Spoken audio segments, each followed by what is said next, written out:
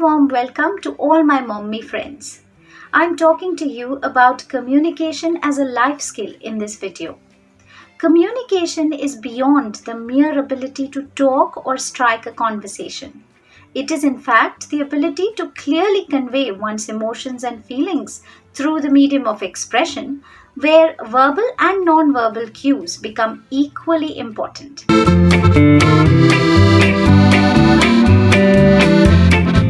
Neuroscience tells us that our brains are wired differently for us to think, listen, speak, and act accordingly. And hence, each of us possesses a unique communicating style. Now, imagine if these communicating styles came together to collaborate as in a team. That would be challenging, wouldn't it? Well, our children are up against this very challenge of navigating through these different communicating styles, at the same time accepting their own communicating styles to thrive in this very competitive world of today. And hence, communication is such an important life skill.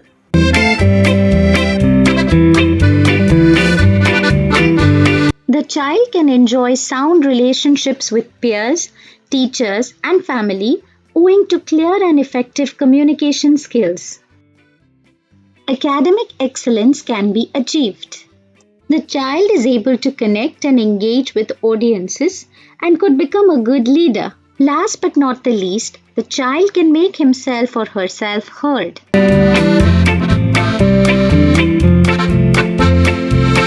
Organize the environment. A positive learning environment is a fundamental requirement to communication. When opportunities for communication are created naturally, one can build upon it without much effort. Daily routine is a huge opportunity to develop and better communication with children.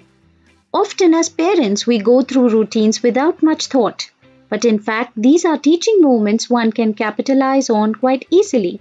Singing or talking to the baby at the change table while diapering, explaining the importance of washing hands post mealtime or playtime, reading before nap time, talking about food and manners at mealtime are all ways in which a parent can enhance the child's communication skills.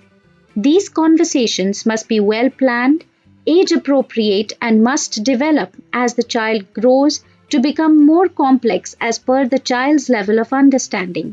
Interact with your child during play. Both verbal and non-verbal communication can be focused on during play. Saying, "Looks like you're eager to explore the new book," to a very young child while he or she is trying to turn the pages of a book, or "Your smile tells me you like this teddy," is careful but non-judgmental reporting of non-verbal communication. Talking about a toy in detail, such as discussing the shape, color, feel, etc., can empower a child with vocabulary and knowledge at the same time. Asking open-ended questions to an older child, such as, "What is cooking in that pot?" or "Your drawing looks beautiful. Would you like to tell me more about it?" can create opportunities for more meaningful conversations. Drinking tea? You're drinking tea. Is it nice? Is it yum yum? Ah.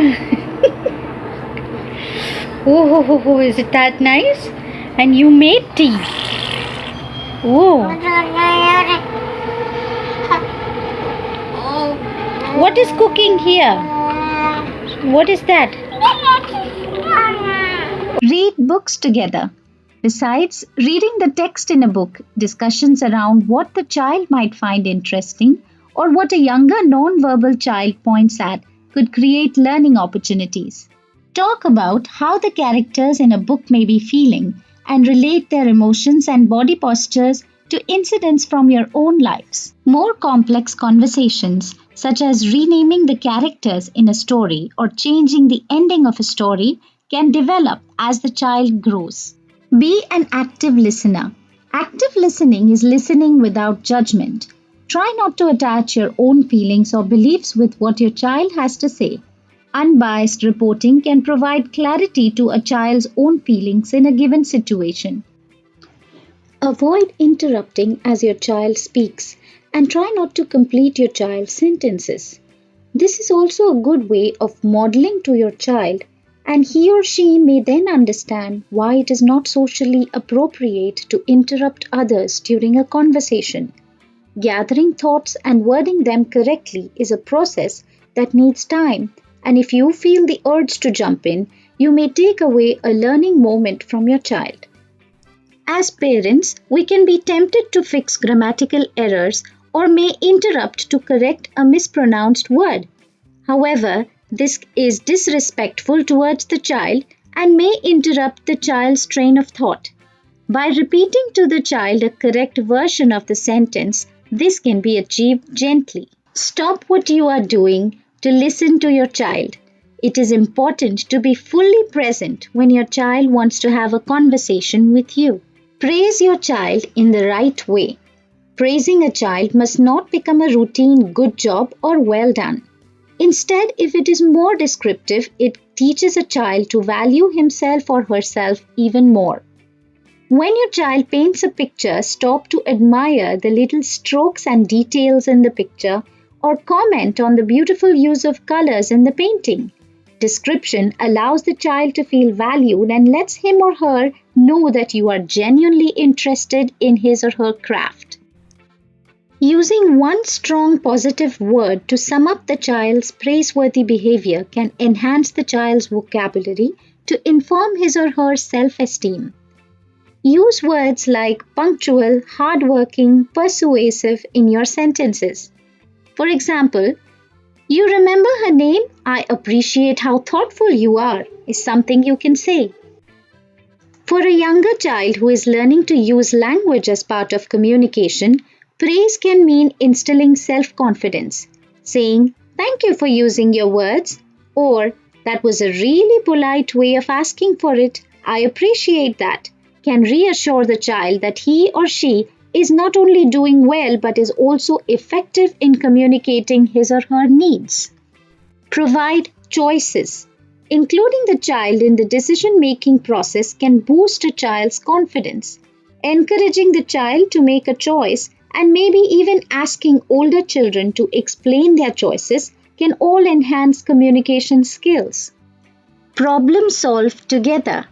Talk about your child's needs as well as your own with respect to a problem at hand. Then work upon a mutually agreeable solution. Model good communication skills yourself. Be clear, succinct, and empathetic while communicating with your child. Avoid lecturing, labeling, or shaming the child during communication. Avoid use of foul language. Don't ask too many questions. Don't rush to answer your child's questions. Be respectful and non-judgmental during communication or while referring to someone who isn't present during your conversations.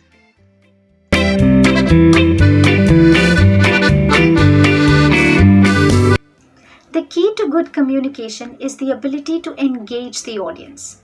Whether your audience consists of a single individual or a group of people, if your child is able to clearly convey his or her message to the audience in a way that they understand best, then your child is an effective, persuasive, influential, and a collaborative communicator.